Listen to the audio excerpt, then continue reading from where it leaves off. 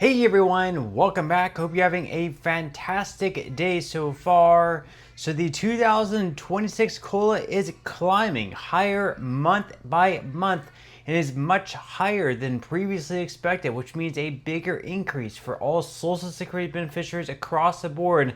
But is that necessarily a good thing? In today's video, we are going to be breaking down everything that you need to know. But before we go ahead and dive into it for today, if you would like to receive up to $200 in free stock or $200 in free cash, in a pinned comment below, I will be leaving a link to Robinhood.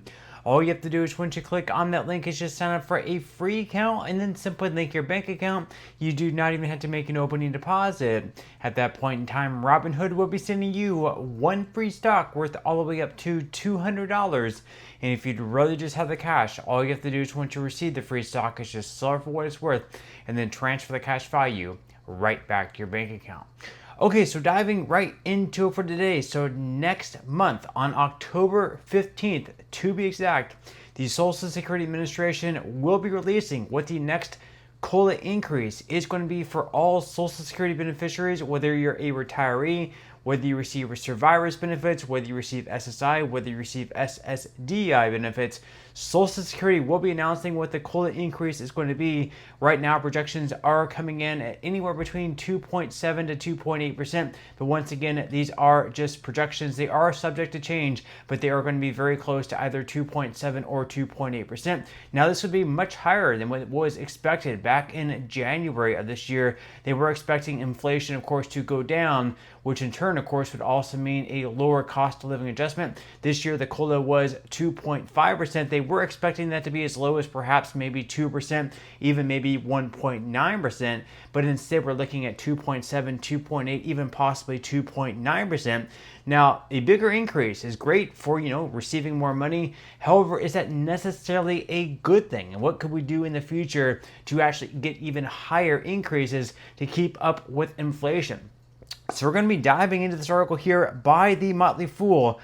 They say that the 2026 COLA projection keeps climbing. Here's why that's actually bad news for retirees. So why would it be bad news to get a higher increase as far as the COLA goes? So we're going to be diving into this article here once again by the Motley Fool and what they have to say. So first off, they said that in just under a month, the Social Security Administration will announce the latest cost of living adjustment for 2026, but you don't necessarily need to wait that long to get an idea of what your next raise might look like.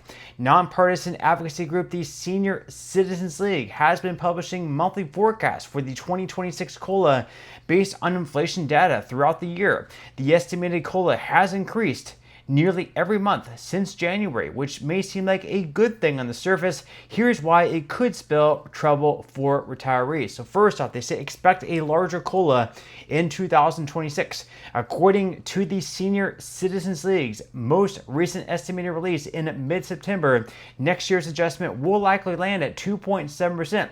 This is based on the Consumer Price Index report from the Bureau of Labor Statistics, which revealed that inflation has surged by 2.9% between August 2024 and August 2025, and a 2.7% COLA is just slightly higher than the 2.5% adjustment beneficiaries received this year, and it's also steadily climbed from the 2.1% prediction back in January. So once again, a 2.7% COLA for 2026 is very surprising because once again, this year we received a COLA of 2.5%.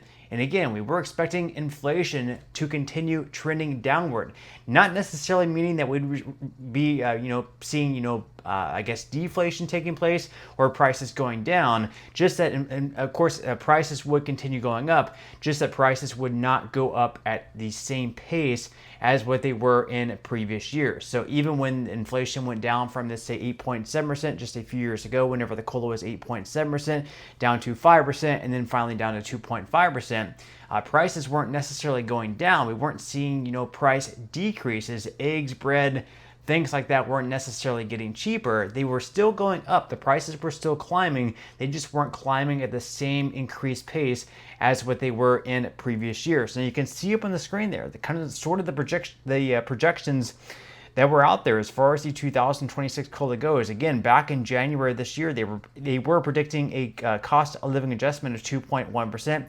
And you can see that projection just steadily climbing throughout this year. The months, February was 2.3%. March once again went back down to 2.2%. April went back up to 2.3%.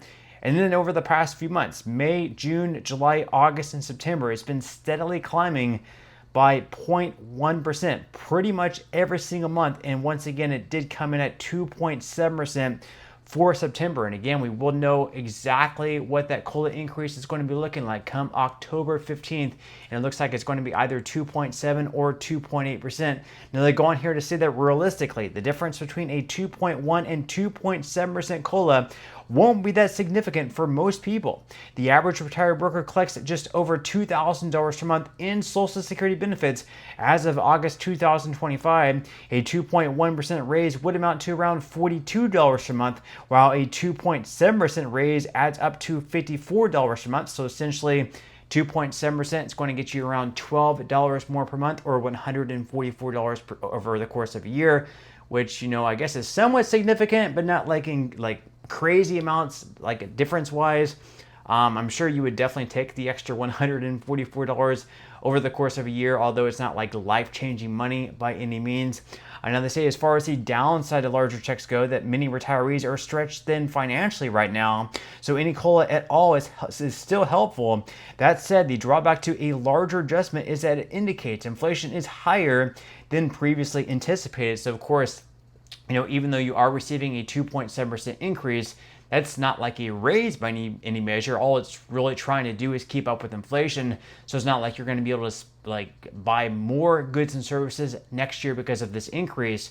You're only expected to be able to buy the same amount of goods and services next year as what you were this year. But typically over the years, we have seen that these COLAs have not necessarily kept up with inflation. So even though every single year or most years you're receiving an increase because of the cost of living adjustment, we're also seeing that over the years, these COLAs have not kept up with inflation. And despite all of these increases that have been taking place, we're not actually able to buy the same goods and services. And we've been actually buying less goods and services over the years because these COLAs have quite simply, again, not kept up with inflation. Now they go in here to say that Social Security's cost of living problem didn't start in 2025, however. Between 2010 and 2024, benefits lost around 20% of their purchasing power, the Senior Citizens League found. So it feels like Social Security isn't going as far as it used to. You're not wrong. Between rising inflation, tariffs, and COLAs consistently struggling to keep up over time, it's becoming more and more difficult to rely on Social Security in retirement. So again, over the last 14 years, as they mentioned there, we've lost 20% in buying power. So what was once worth $100, a $100 bill back in 2010 is only worth around $80 in 2024. That is a real problem. And we asked Google AI what exactly we can do to better reflect the inflation that's taking place. They mentioned that we could switch over to the CPIE, but an even better method than that would actually be from the Senior Citizens League. They call it the CPI Best.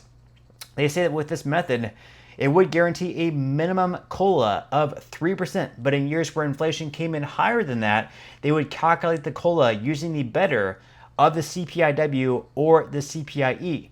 So again, 3% would be the minimum. So if CPIW and CPIE were like 2.8%, for example, in that case, we would be using the CPI Best, 3% for the minimum. And then in the years that CPIW or CPIE came in at like 7 or 8%, in that case, of course, we would use either the CPIW or the CPIE, whichever came in higher. And you can see just an example of that working out over the last 10 years or so. Back in 2016, 2017, when there was virtually no inflation taking place, in those years, we would have 3%, the CPI Best taking place. We'd be receiving a 3% cost of living adjustment, even though inflation was very low. So in those years, we'd be able to sort of catch up with inflation, the inflation that we missed out on. I think this would be a great method, a guaranteed 3% increase every single year. And then in years where inflation is actually greater than that, we would take the better of the CPIW or the CPIE. With that said, leave your thoughts and comments below. What do you think about this new method possibly taking place? Would you be for it? Are there any other ideas that you might have to help, better COLA is keeping up with inflation in a better way? Leave your thoughts and comments below. But that's all we have for today's video, and I will see you in the next one.